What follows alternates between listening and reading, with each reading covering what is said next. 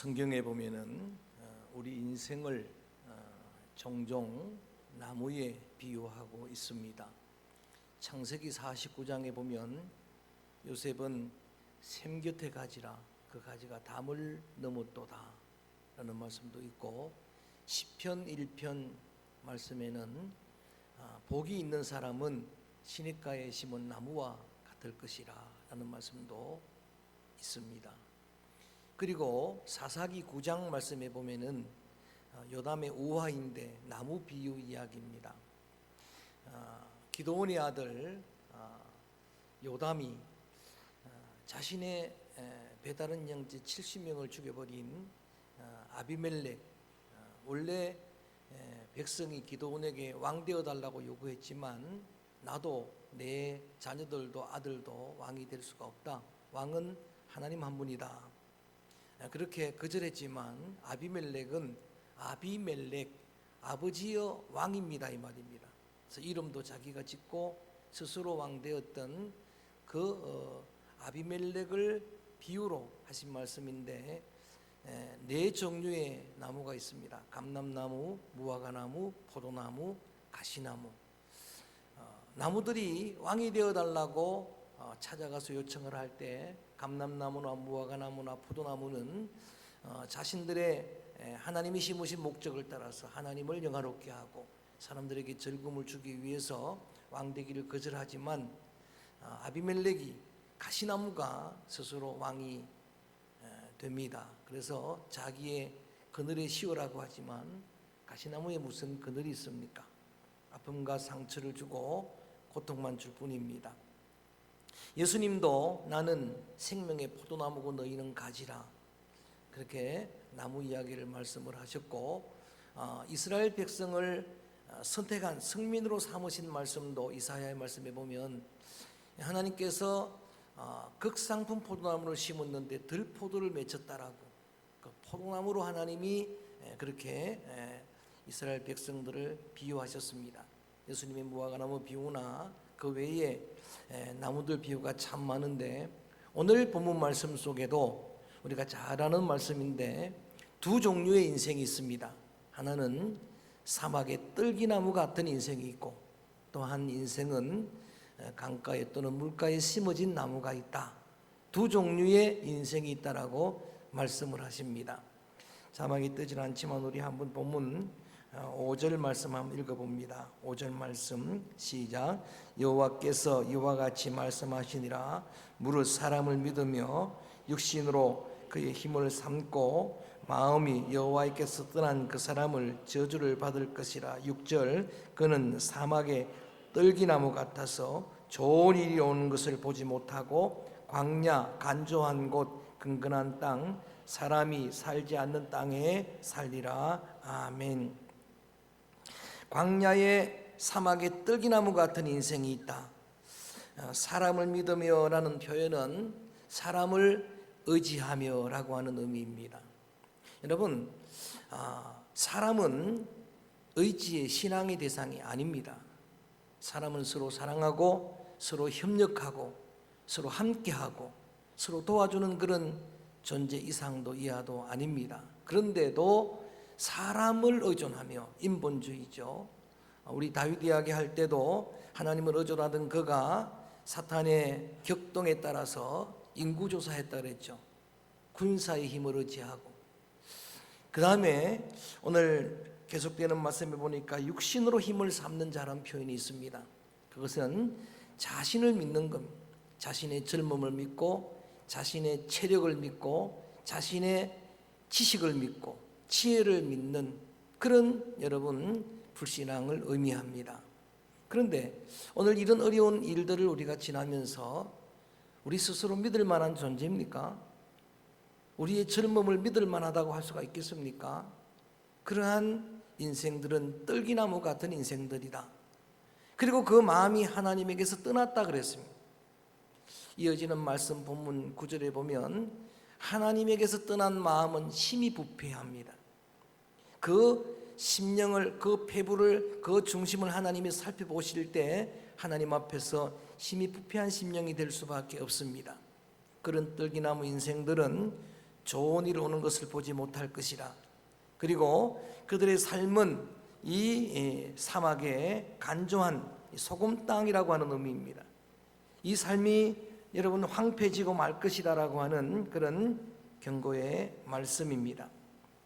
떨기나무 인생들임에도 불구하고 하나님은 때로 오랫동안 인내하십니다. 출애굽기 3장에 보면은 떨기나무 가운데 불로 임재하신 하나님이 나타나셨을 때에 그 나무를, 그 떨기를, 그 가시를 사르지 않았다라고 하는 표현이 있습니다. 오래 참으시지만 떨기나무의 결국은 그렇게 여러분 참으로 좋은 일을 보지 못하는 그런 인생들이 되고 말 것입니다. 그런 반면에 오늘 본문의 또 다른 나무는 거기에는 물가에 심어진 나무라고 8절에 소개하고 있는데 그 물이 강변으로 되어 있어서 저는 제목을 강가에 심어진 나무, 시작, 강가에 심어진 나무, 강가에 심겨진 나무입니다. 우리 인생의 나무는 수동적이고 피동적입니다. 이끌리는 존재입니다. 사실 우리 뜻대로 되는 게 별로 없어요. 보니까 세상에 큰 권력을 가졌어도 그 뜻대로 되는 게 별로 없습니다. 시진핑의 뜻대로도 안 되고 아베의 뜻대로도 안 되고 세상의 어떤 권력 가진 자의 뜻대로 되는 게 아닙니다. 여러분, 우리가 할 수 있는 일이 별로 없습니다. 던져진 존재고 이끌리는 존재고. 여러분, 하나님을 우리가 선택한 게 아닙니다. 하나님이 나를 선택하셨습니다. 태어나고 보니까 그 부모예요. 우리의 선택권이 아닙니다. 이렇게 심어진 나무인데 여러분, 그렇게 심어진 나무, 하나님이 우리를 은혜의 강가에 심은 나무는 어떤 사람인가?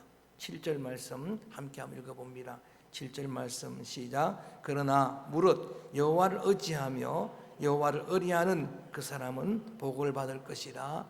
아멘. 한마디로 말하면 하나님을 의뢰하고 하나님을 의지하는 그런 사람이라고 그렇게 말씀하고 있습니다.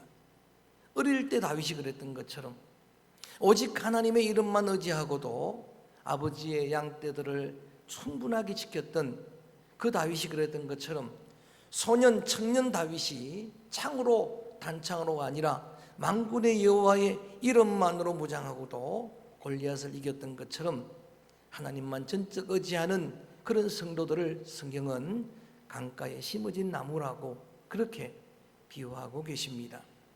하나님의 특별한 은택을 입고 의리하는 믿음의 길을 걷는다 해도 한순간도 방심할 수 없는 까닭은 그랬던 다윗도 그렇게 변질되고 그 중심이 변질되고 그래서 정욕을 이기지 못하고 때로는 하나님을 의지하던 그 중심이 군사힘을 의지하는 인본주의에 빠지는 이런 모습을 볼 때 여러분 고린도전서 10장 12절 말씀이 생각납니다. 선줄로 생각될 때가 넘어질까 조심할 때라고. 여러분, 저는 오늘 여러분을 축복합니다. 또 가정에서 예배 드리게 되는 모든 성도들을 축복합니다. 이 땅을 살아가면서 사람들을 사랑하되 서로 돕고 협력하고 함께하되 의존하지 말고 그리고 자신의 육체를 신뢰하지 말고 그리고 그 마음이 하나님께서 떠나지 아니하고 그래서 하나님께서 여러분 저 광야의 떨기나무 같은 그런 존재라고 책망하는 자들이 아니라 전적으로 하나님과 하나님의 말씀만 의지하고 그래서 강가에 심어진 나무라고 주님이 그렇게 인정하는 복된 성도들 되어지기를 주의 이름으로 축복합니다. 주의 이름으로 축원합니다. 시편 146편 3절 5절까지 말씀을 보면은 거기에 귀인도 의지하지 말고 세상에 여러분 권력 가지고 있다거나 부자거나 또 명예가 있다거나 그런 사람도 의지하지 말고 도움이 될 수 없는 인생을 의지하지 말라. 그 생명 끝나면은 흙으로 돌아가느니라 라는 말씀이 있습니다. 그리고 야곱의 하나님을 우리의 도움으로 삼고 그에게 소망을 두는 자가 복이 있다라고 말씀을 하십니다. 실존주의 철학가 키에르케고르는 여러분 사도와 천재를 이렇게 비유해서 말합니다. 천재는 자기의 지혜를 의지하고 사는 사람이고 제자는 사도는 주님을 의지하는 그런 사람이다라고 그렇게 표현을 합니다. 종교개혁가총 켈빈도 신앙이 뭔가? 전적인 의존 사상이다. 전적인 하나님을 의존하는 그런 감정이다 라는 표현을 합니다. 저는 오늘 짧은 시간이지만 이 강가에 심어진 나무가 받는 복 하나도 사실을 빼놓기 싫어서 간단하게 8절 말씀을 중심으로 열을 그해 드리겠습니다. 5가지입니다. 8절 말씀을 한번 읽어봅니다. 소리내서 시작. 그는 물가에 심어진 나무가 그 뿌리를 강변에 뻗치고 더위가 올지라도 두려워하지 아니하며 그 잎이 청청하며 가무는 해에도 걱정이 없고 결실이 그치지 아니함 같음이라. 아멘. 하나씩 너무나 귀하기 때문에 하나 빼놓지 않고 열거합니다. 첫째, 우리 한번 따라합니다. 뿌리가 강변에 뻗치고. 첫 번째 복입니다. 여러분, 우리 인생의 나무의 뿌리가 얼마나 중요한가. 건축을 할 때에 그 코너스톤, 모퉁이돌, 기초석이 중요한 것처럼 우리 여러분 신앙의 영적인 믿음의 나무들에게 뿌리가 정말 중요합니다. 그런데 하나님께서는 그 우리의 삶의 뿌리를 강변까지 뻗치도록 하겠다라고 하는, 저는 다시 한번 여러분을 축복합니다. 여러분의 삶에 그리고 믿음의 뿌리가 깊어지게 되기를 주의 이름으로 축원합니다. 뿌리는 눈에 보이질 않습니다. 사람들이 알 수가 없어요. 그런데 비바람 창수가 나오고 바람이 불어보면은 그때에 그 뿌리가 증거가 됩니다. 그 뿌리가 증명이 됩니다. 사실 여러분 함께 신앙생활해도 그 믿음의 뿌리를 잘 알 수가 없어요. 기도가 부족하고 또 여러 가지 삶의 본을 보이지 못하고 그래서 믿음이 약한가 그런 생각을 하고 있을 때도 어떤 이들은 전혀 상상 외에 큰 어려움을 당하게 되면은 흔들리지를 않아요. 그 믿음이 뿌리가 깊어요. 뿌리 깊은 나무는 바람에 흔들리지 아니하므로 꽃이 아름답고 열매가 많으니라. 근데 여러분, 오늘 우리 믿음의 뿌리를 거기에 두어야 될, 거기까지 뻗쳐야 될 하나님이 그렇게 하시는 그 강이 뭡니까? 많은 말씀 반복해서 드리지만 저는 오늘 이럴 때일수록 기도할 때 여호와 하나님, 그분은 여러분 모든 삶의 강수의 근원인 줄로 믿습니다. 하나님의 말씀은 은혜의 영적인 강입니다. 하나님의 은혜는 강이에요. 내게 강 같은 은혜, 하나님이 주시는 평강은 강수와 같습니다.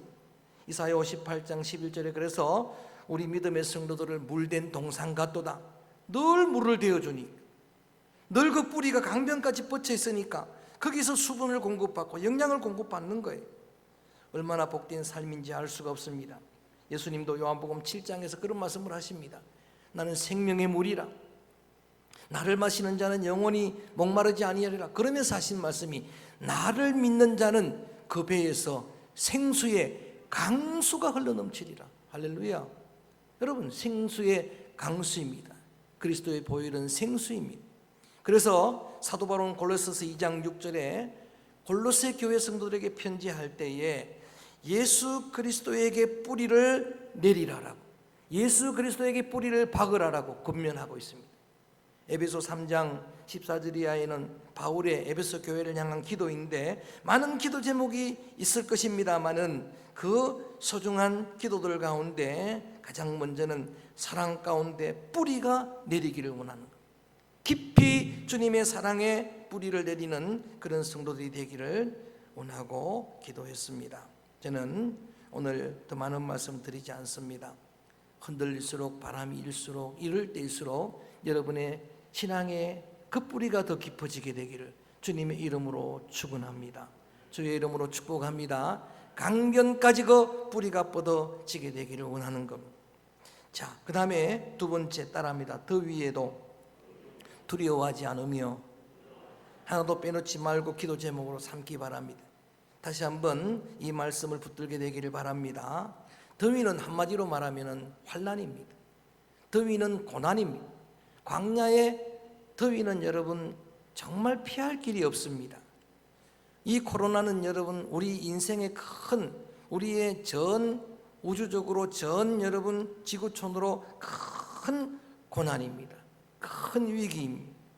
여러분, 그런데 이런 위기 가운데서 우리 기도자가 기도했던 것이지만 계속해서 사탄은 우리 속에 두려움을 넣어줍니다. 사탄이 우리 마음에 두려움을 넣으면 우리 인생은 한순간에 허물어지는 겁니다. 두려움은 사탄의 전유물입니다. 여러분, 요한일서 4장에도 사랑 안엔 두려움이 없고 온전한 사람이 두려움을 내어 쫓는다라고 말했는데, 두려움은 내 심령의 영적인 여러분 썬물 마라입니다. 내 심령의 영적인 썬불입니다.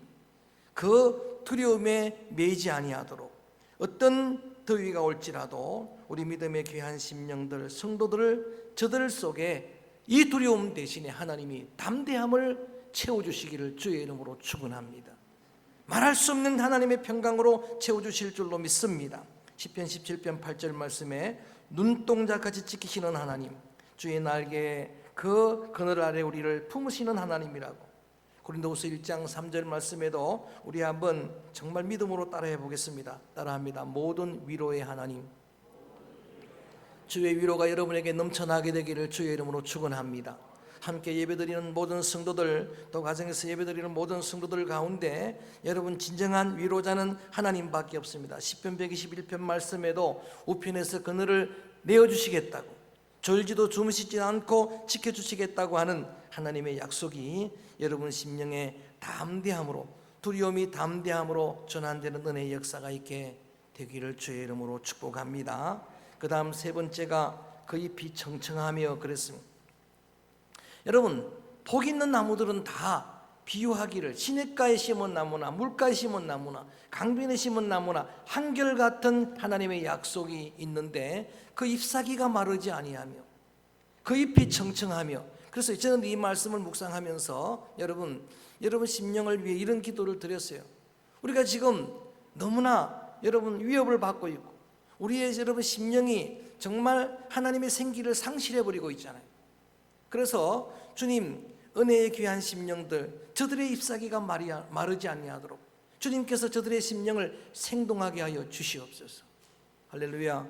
여러분, 우리의 믿음의 심령들이 저는 상록신앙, 에버그린 신앙 늘 풀을 수 있도록 에스겔서 47장에 보면은 성전 문지방에서 흘러나오는 생수의 환상을 에스겔이 봅니다. 바빌론의 포로로 잡혀가 있었지만 하나님이 희망을 심어주는 겁니다. 생수의 강이 와닿으면 다 살아날 것이다.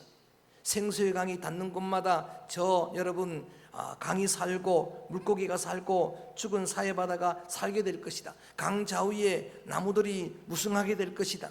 많은 열매를 맺게 될 것인데 그 잎사귀가 여러분 무성할 것이다. 그 잎사귀가 약재가 될 것이다 라는 그런 말씀을 주십니다. 저는 여러분의 심령도 생동하기를, 마른 뼈처럼 그렇게 여러분 절망적인 그런 상황 가운데서도 주의 생기를 불어넣으니까, 생기가 임하니까 여호와의 군대가 됐던 것처럼 다시 한번 여러분 심령이 새롭게 되기를 주님의 이름으로 축원합니다. 여러분의 삶이 이제 다시 여러분 청청하게 되기를 축복합니다. 절망 가운데 있는 모든 여러분 사역들, 여러분 기업들이 새롭게 되기를 주의 이름으로 축원합니다. 다시 한번 우리 온 성도들이 같이 모여서 함께 영광 예배를 드리는 그런 은혜의 날이 속히 임하게 되기를 주의 이름으로 축복합니다. 그 다음 네 번째는 같이 할까요? 가뭄은 해도 걱정이 없고. 저는 아까 더위는 고난이라고 환난이라고 표현을 했다고 하면은 이 가뭄은 그 고난이 가져다 주는 결핍입니다.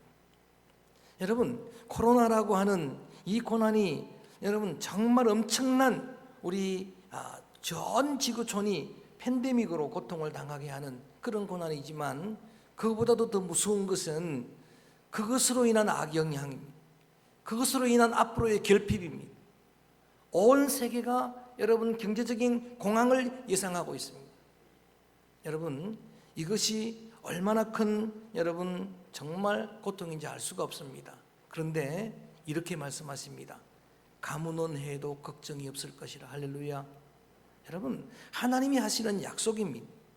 다 지나고 보면, 우리 IMF 지나고 보면 여러분 이 나라를 더 하나님은 존귀하게 하시고, 지금도 세계는 이 나라를 주목하고 있습니다. 이미 이런 위경 가운데서도 정말 믿음의 성도들, 또 많은 국민들이 그런 희생정신을 가지고 정말 자신의 생명을 걸고 그렇게 헌신하는 그런 자들, 어떤 할머니는 그렇게 손수 만들어진 마스크를 사람들에게 돌리고, 이런 일들이 세계로 지금 소문으로 퍼져나가고 있는 거예요.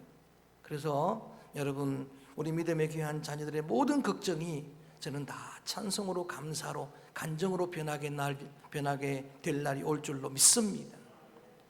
걱정이라고 하는, 두려움이라고 하는, 염려라고 하는 쓴뿌리가 우리를 더 위협하는 이런 때인데, 오늘 약속합니다. 이 강가에 심어진 나무라고 하면 가무는 해도 걱정이 없다. 오히려 위기가 기회가 될 것이다. 할렐루야. 하나님의 놀라운 은혜를 간증할 그날을 기대합니다. 그렇게 될 줄로 믿습니다. 마지막으로 이렇게 말합니다. 따라합니다. 결실이 그치지 아니하리라. 나무는 궁극적인 목적이 열매에 있습니다. 포도나무를 심었을 때도 열매를 기대하시고, 무화과나무를 심었을 때도 열매를 기대하시고, 열매 없을 때 도끼가 이미 뿌리에 놓였다라고 한 해만 더 이렇게 물을 주고 길러보자고, 그렇게 여러분 이 과수원지기가 간청하지 않았다면 심판입니다. 예수님이 마지막 행전, 십자가를 앞두고 마지막 주간의 첫 번째 한 일이 열매 없는 무화과나무를 저주한 일입니다. 그날로 말랐습니다. 열매는 이 나무의 목적입니다. 하나님께서 우리를 피동적인 인생이라고 그렇게 말씀을 드렸는데, 왜 이 땅에 심었습니까? 나를 왜 이곳에 두었습니까? 나를 왜 그곳으로 보냈습니까? 하나님이 여러분을 심었을 때는 목적이 있습니다. 또 하나의 열매를 기대하시고. 할렐루야. 그런데 오늘 약속합니다. 결실이 그치지 아니할 것이다. 많은 열매가 맺게 될 것이라. 저는 여러분이 적용하게 되면 모든 것에 이 말씀은 그대로 적용되리라고 봅니다. 여러분의 삶의 사역에 열매가, 결실이 그치지 않게 되기를 축원합니다. 기한 전에 떨어지는 열매가 없게 되기를 주의 이름으로 축복합니다. 여러분, 우리 시편 127편 말씀에 보면은 수고의 떡을 먹으면 헛되다는 말씀이 있어요. 아침 일찍부터 일어나고 저녁 늦게 눕는데 수고는 하는데 헛수고가 되는 인생들이 있다는 이야기. 반면에 여러분, 하나님이 믿음의 성도들 여러분들이 수고할 때에 수고한 대로 열매를 주시면 얼마나 복된 인생입니까? 적자 인생들이 많은데 열매를 주신다면, 그런데 하나님은 여러분이 수고한 것보다 더 많이, 여러분 30배, 60배, 100배로 열매를 맺게 하시는 분이라고 말씀을 하십니다. 하나님이 하시면 그렇게 될 줄로 믿습니다. 왜 그렇게 헛수고 인생이 되었는가? 여러분, 그 뿌리를 저 사막에 심어 놓으니까, 사막에 두니까 그게 어떻게 열매를 맺는 나무가 될 수가 있겠습니까? 삶의 기초를 거기다가 두니까. 예레미야 2장 23절에 보면 예레미야 전체 요절이 될 만한 소중한 말씀을 해주시고 계십니다. 이 여러분, 남유다가 멸망할 때, 유다 말기 예레미야 선지자 시대에 그때 그 사람들의 죄 두 가지를 하나님이 지적하시며 이렇게 말씀하십니다. 큰 죄 두 가지 지적한다면, 하나는 이 여러분 생수의 근원을 버린 죄다. 하나님 멀리한 죄다. 우상을 따른 죄다 라고 말씀을 하시고, 또 하나는 스스로 웅덩이를 판 죄다. 인생을 의지하고 자기를 신뢰하고 스스로 웅덩이를 팠는데 그 웅덩이는 터진 웅덩이다. 여러분, 터진 웅덩이는 아무리 채워도 헛수고입니다. 전대가 구멍이 나면은 여러분 다 헛수고입니다. 성이 무너지면 누가 지키겠습니까? 그래서 우리 새해 첫 주간 시작할 때 뭐라고 했습니까? 이 무너진 터전을 다시 수축하고, 그래서 수치를 당하지 말자. 할렐루야. 저는 우리의 무너진 터전들이 다시 수축되기를 바랍니다. 무너진 전대가 메워지기를 주의 이름으로 축원합니다. 무너진 웅덩이가 다시 메워지기를 주의 이름으로 축원합니다. 여러분, 모든 삶에 그런 열매가 가득하기를 원하지만, 사실 우리가 신앙생활을 하는 믿음의 자녀들이기 때문에 그 가운데도 우리 주님은 영적인 열매를, 인격의 열매를 맺으라고 권면합니다. 성령의 열매가 풍성하게 맺혀지기를 원합니다. 사랑과 희락과 화평, 인내와 자비와 양성, 온유, 충성, 절제, 이런 성령의 열매들이 가득해서 나를 이 땅에 심으신 주님의 영광이 될 뿐만 아니라 많은 사람들에게 왜 감람나무, 무화과나무, 포도나무가 왕되기를 거절합니까? 사람들을 즐겁게 하고 사람들에게 행복을 주려고, 하나님과 사람을 기쁘게 하려고, 나를 이 땅에 심으신 목적에 이끌리도록. 그래서 오늘 이 여러분 말씀을 이렇게 5가지로 나열했습니다만 하나도 빼놓고 싶은 게 없었어요. 그대로 우리가 기도하고, 또 아무리 힘들어도 여러분의 삶의 뿌리는 언제나 그래도 지금 살아계시고, 누가 무슨 이야기를 해도 어떤 상황 가운데서도 역사의 수레바퀴는 하나님이 운행하시고, 믿습니까?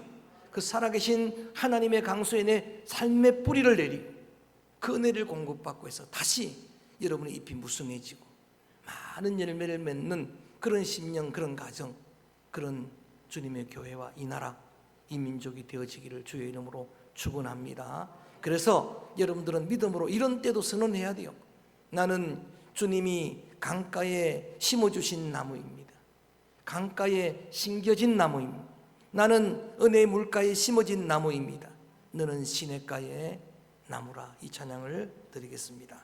여러분 자녀들을 향해 선포하시고, 여러분 성도들을 향해 선포하실 때 여러분들 속에 주의 위로가, 주의 은혜가 넘치게 될 줄로 믿습니다.